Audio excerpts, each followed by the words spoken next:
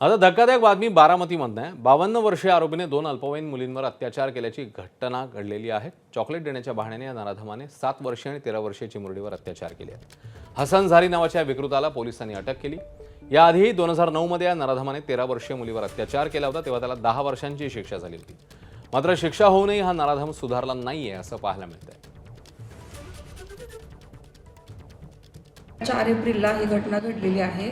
या घटनेमध्ये 2 पीडित अल्पवयीन मुली आहेत आणि सदर आरोपी जो आहे हसन झारे याला यापूर्वी 2009 मध्ये देखील 376 बलात्काराच्या गुन्ह्याअंतर्गत 10 वर्षाची शिक्षा झालेली होती।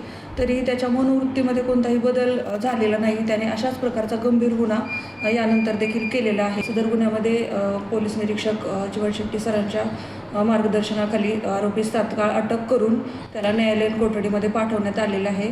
पुढचा तपास आता सध्या सुरू आहे। एबीपी माझा, उघडा डोळे बघा नीट।